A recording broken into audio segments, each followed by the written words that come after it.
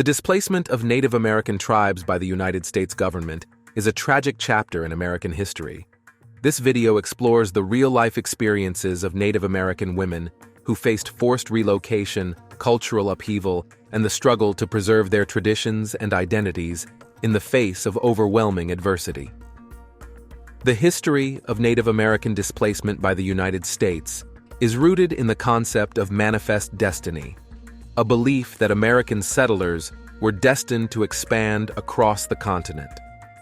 As the U.S. grew in the 19th century, this expansion led to increasing conflicts with Native American tribes who had lived on the lands for generations. The Indian Removal Act of 1830, signed by President Andrew Jackson, set the stage for the forced relocation of native tribes from their ancestral lands in the southeastern United States to territories west of the Mississippi River. This policy was carried out through a series of treaties, often signed under duress or without the full understanding of native leaders.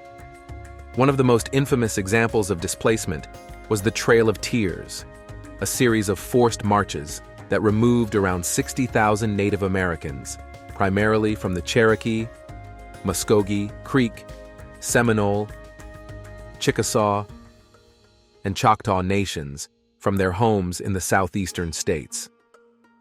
The journey, which began in 1831 and lasted for several years, covered over 5,000 miles and resulted in the deaths of approximately 4,000 Cherokee people alone due to starvation, disease, and exposure. In the West, the discovery of gold in California in 1848 led to a massive influx of settlers and miners, increasing pressure on native tribes in the region. For a clearing day, my father asked $200. Well, even at that price, I'm sure there are many offers. The resulting conflicts, such as the Mariposa War and the Modoc War, led to further displacement and the establishment of reservations. Throughout the 19th and early 20th centuries, numerous other tribes faced displacement, including the Nez Perce, Shoshone, Paiute, Apache, Navajo, and many others. It is estimated that by the early 1900s, the Native American population in the United States had decreased from a pre-Columbian high of 15 million to less than 250,000, with many tribes facing near extinction. If we stay in these hills, they will be killed. They will all die. This I know. Daily life and culture of Native American women pre-displacement. Before the displacement of Native American tribes by the United States government, women played a vital role in the daily life and cultural fabric of their communities. While specific practices and beliefs varied among tribes, there were common threads that wove through the experiences of many Native American women.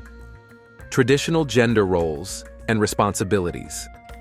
In most Native American societies, women were responsible for managing the household, caring for children, and gathering food. Hunters are gone, and the women labor. They were skilled in crafting baskets, pottery, and textiles, which were essential for daily life and trade. Women also played a significant role in agriculture, particularly in tribes that relied on farming for subsistence. They cultivated crops, such as corn, beans, and squash, and were responsible for harvesting and storing food for the community. In some tribes, such as the Iroquois and the Hopi, women held positions of political power and influence. The Iroquois, for example, had a matrilineal society, where lineage and inheritance were traced through the mother's line. Women were responsible for selecting and advising male leaders and had the power to veto decisions made by the tribal council. Family and community structure. Native American families were typically extended, with multiple generations living together in the same household or in close proximity. Women were the primary caregivers for children and often shared childcare responsibilities with other women in the community, such as grandmothers, aunts, and sisters. Women also played a crucial role in maintaining social bonds within the community. They organized and participated in ceremonies, festivals, and other gatherings that brought people together and reinforced cultural traditions. In many tribes, women were responsible for preparing ceremonial foods and creating sacred objects, such as prayer sticks and medicine bundles. Spiritual practices and beliefs. Native American women were deeply connected to their spiritual beliefs and practices. They often served as healers, using their knowledge of medicinal plants and traditional remedies to care for the sick and injured. Women also played important roles in religious ceremonies, such as the sun dance of the Plains tribes and the corn dance of the Pueblos. Many tribes believed in female deities and celebrated the power and wisdom of women in their creation stories and myths. The Navajo, for example, revered Changing Woman, a deity who represented the cyclical nature of life and the importance of transformation and renewal. In daily spiritual practice, women often engaged in rituals and prayers that connected them to the natural world and the spirit realm.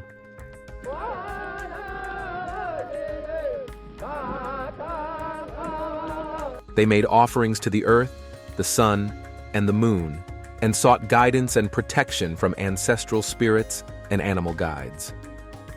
The Trail of Tears and impact on Cherokee women. The Trail of Tears, a series of forced relocations of Native American tribes in the 1830s, had a devastating impact on the Cherokee people, particularly women.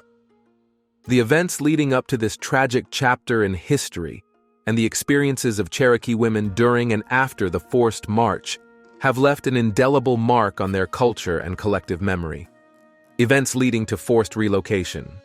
In 1830, President Andrew Jackson signed the Indian Removal Act, which authorized the forced relocation of Native American tribes from their ancestral lands in the southeastern United States to territories west of the Mississippi River. Despite the Cherokee Nation's efforts to resist removal through legal and diplomatic means, including adopting a written constitution and establishing a government modeled after the United States, they were ultimately forced to surrender their lands and move west. Experiences of Cherokee women on the trail.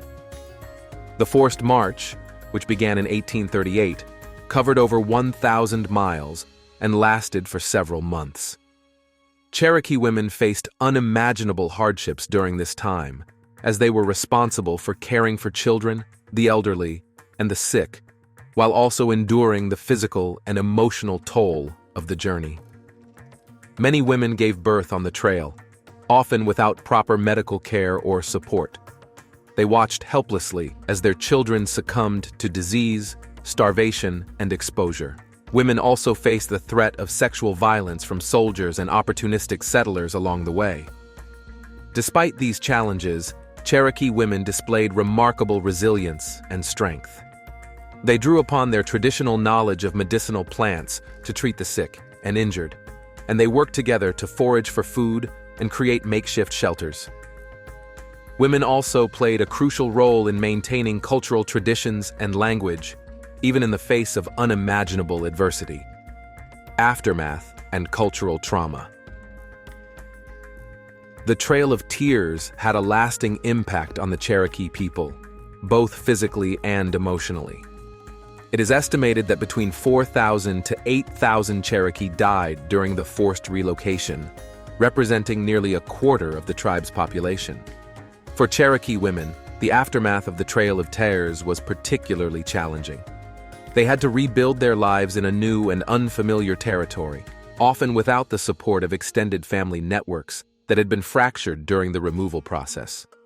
Women also faced the daunting task of preserving Cherokee culture and identity in the face of assimilation pressures from the United States government and society. Navajo women and the Long Walk. The Long Walk, a forced relocation of the Navajo people in the 1860s, is another tragic example of the U.S. government's mistreatment of Native Americans. Navajo women in particular faced immense challenges during this time, as they struggled to maintain their families and cultural traditions in the face of unimaginable hardship. U.S. Navajo conflicts and events leading to forced march. Tensions between the Navajo Nation and the United States government escalated in the mid-19th century, as American settlers began encroaching on Navajo lands in the Southwest. The U.S. military launched a campaign to subdue the Navajo which culminated in the forced surrender of the tribe in 1863. Following their surrender, the Navajo were forced to march over 300 miles from their homeland in Arizona to the Bosque Redondo Reservation in eastern New Mexico.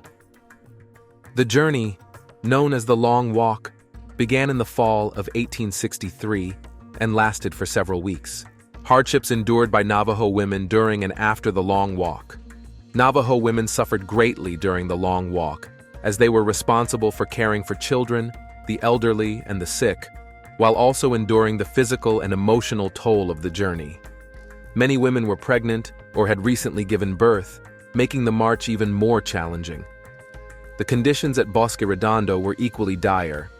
The reservation was located on barren land that was unsuitable for farming, and the Navajo were forced to rely on inadequate government rations for survival. Women struggled to feed their families and maintain traditional practices, such as weaving and herding, in the face of extreme poverty and deprivation. Navajo women also faced the threat of violence and sexual assault from soldiers and other men at Bosque Redondo. The trauma of these experiences, combined with the loss of their homeland and traditional way of life, had a lasting impact on the mental and physical health of Navajo women. Resilience and survival. Despite the incredible hardships they faced, Navajo women displayed remarkable resilience and strength during and after the Long Walk. They drew upon their traditional knowledge and skills to find ways to survive in the harsh conditions of Bosque Redondo, such as gathering wild plants and herbs to supplement their meager rations. Women also played a crucial role in maintaining Navajo culture and language during this time of upheaval. They continued to pass down traditional stories, songs, and practices to their children, ensuring that Navajo identity would endure even in the face of unimaginable adversity. Life on reservations for displaced Native women. The establishment of reservations in the late 19th and early 20th centuries had a profound impact on the lives of Native American women. Confined to limited areas of land and cut off from their traditional ways of life, these women faced numerous challenges as they struggled to adapt to new realities and maintain their cultural identities. Confinement to reservations and loss of traditional lands. The creation of reservations resulted in the displacement of Native American tribes from their ancestral lands and their confinement to designated areas. This loss of land had a devastating impact on Native women, who had traditionally played a central role in managing and cultivating the land for their communities. On reservations, Native women found themselves cut off from sacred sites, traditional hunting and gathering grounds, and the natural resources that had sustained their way of life for generations.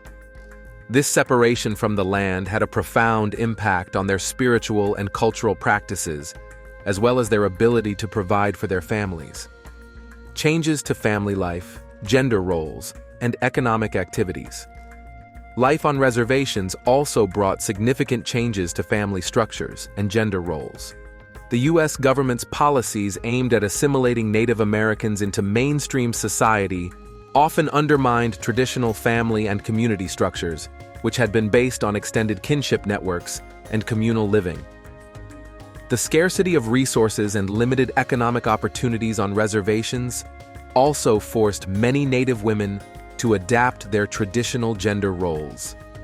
Some women found work in nearby towns or cities, often in domestic service or other low-paying jobs.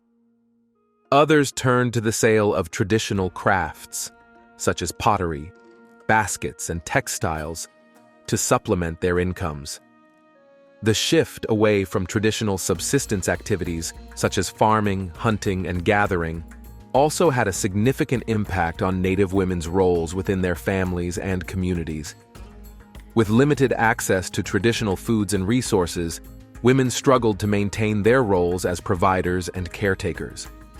Boarding schools and impact on Native women and children.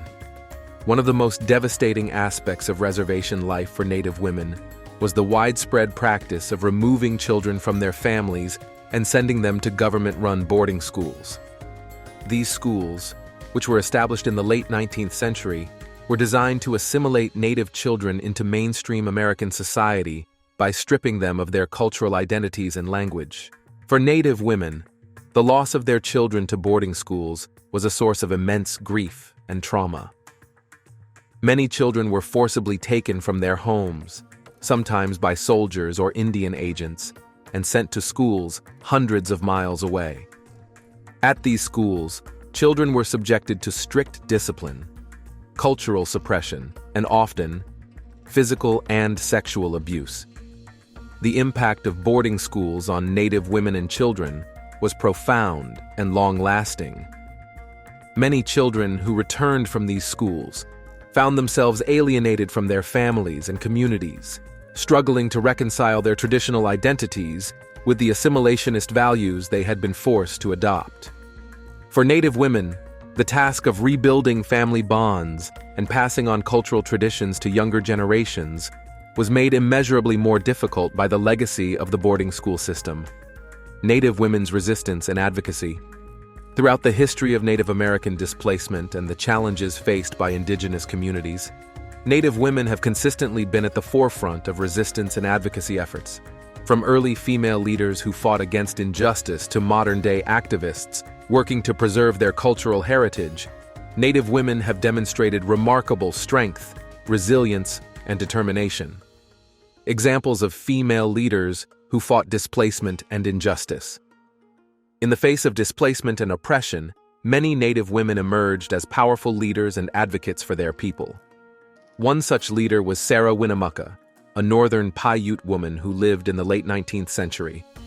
Winnemucca used her education and language skills to advocate for her tribe's rights, traveling across the United States to give lectures and raise awareness about the injustices faced by Native Americans.